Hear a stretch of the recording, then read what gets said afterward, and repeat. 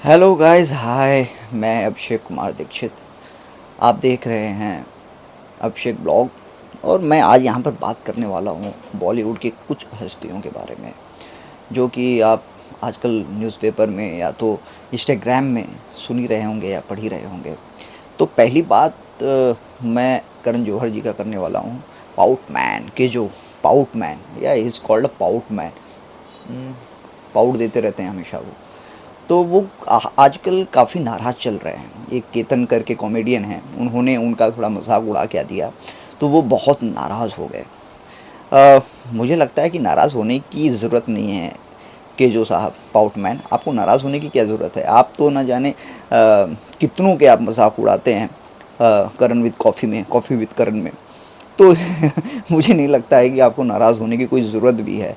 तो कहते हैं ना, कर्मा कर्मा कभी ना कहीं घूम कर आपके पास आता है।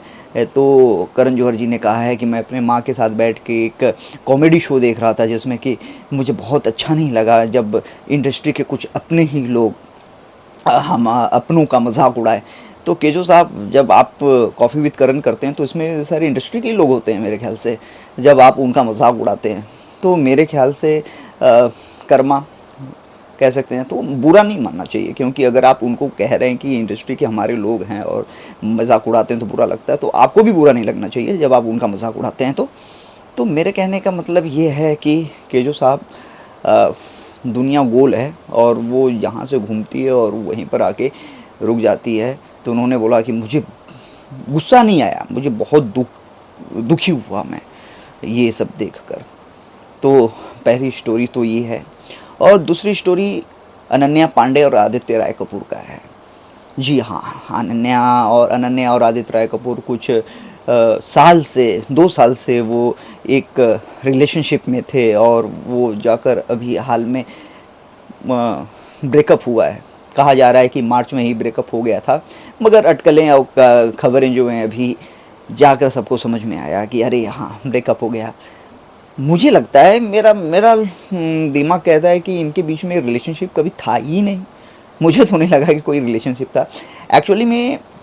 हकीकत ये है कि ये लोग दोनों लोग एक साथ इसलिए हुए क्योंकि कहावत है ना कि आप जितना कंट्रोवर्सी करेंगे, जितने लाइमलाइट में रहेंगे, जितने चीज़ों में रहेंगे, उतना ही आपको मीडिया की तरफ से ज़्यादा एक उछाल मिलता है और ऑडियंस सुनती है। तो इसलिए एक मेरे ख्याल से एक पब्लिसिटी स्टंट है।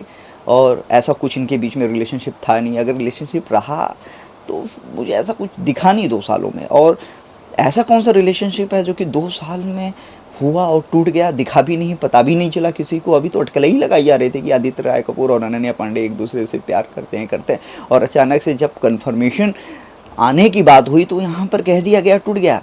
ये एक ऐसा होता है कि वो प्रोजेक्ट के तहत आते हैं और प्रोजेक्ट के साथ ही टूट जाता है उनका उनका रिश्ता। आपका क्या मानना है? आप कमेंट बॉक्स में मेरे बताएं कि आपको क्या लगता है। और तीसरी कहानी अभी निकल कर सामने आई है। ये तीसरी कहानी है इसकी। अ, यहाँ पे एक से बढ़ के एक ही लोग हैं। और यहाँ पे एक से बढ़ के एक ही लोग हैं। और कंगना जी की कंगना जी ने कहा है कि अगर कोई भी, अगर किसी को इस भारत में देशवासियों की तरफ से अगर इज़्ज़त दिया जाता है तो अमिताभ बच्चन के बाद उनका नाम आता है। Oh my God! ये तो इतना बड़ा मतलब बोल देना मेरे ख्याल से कि अरे, पब्लिक से पूछ तो लो भाई, यहाँ पब्लिक क्या सोचती है, किसको इम्पोर्टेंट देती है, किसको महत्वपूर्ण मानती है, किसको इज्जत देती है बॉलीवुड में। और बॉलीवुड का जो नज़रिया है वो क्या है, पब्लिक कितना आप लोगों को पसंद करती कि नहीं करती, पहले पब्लिक से पूछ तो लो। अपने हिसाब से आप लोग खुद को पसंदीदा बनाते हो, खुद अपने आप को ख़राब बना देते हो, कभी कुछ कर देते हो और कभी पब्लिक से पूछने की सोचते भी नहीं हो। तो मुझे लगता है कि अ, अमिताभ बच्चन के बाद क्या आपको तो अ, क्या बताऊं, इलेक्शन का टिकट मिला हुआ है, तो आप जो भी कुछ कहेंगे वो तो जनता में आप ऐसा पब्लिसिटी स्टंट करने के लिए या कुछ करने के लिए करेंगे ही। मगर मुझे नहीं लगता है कि जो भी है, अब पब्लिक क्या सोचती है, अब पब्लिक के ऊपर निर्भर करता है। अब पब्लिक क्या समझती है, अब वो पब्लिक जाने। और मेरे ख्याल से तो ऐसा नहीं लगता है मुझे। और चौथी कहानी बॉलीवुड का ये है कि भाई श्वेता जो हैं वो as an assistant teacher kindergarten में काम कर रही हैं, वो भी वो 3,000 के पगार पे। ओ माय गॉड ये तो विश्वास नहीं होता है।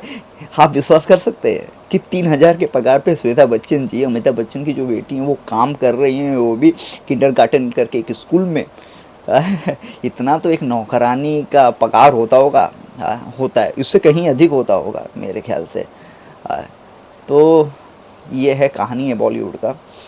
तो आपको कैसा लगा, आपको क्या लगता है, आप कमेंट बॉक्स में बताइए। क्योंकि मुझे लगता है कि ये जो चीज़ें हो रही हैं, ये बस एक पब्लिसिटी स्टंट होता है, पब्लिक को बताने की,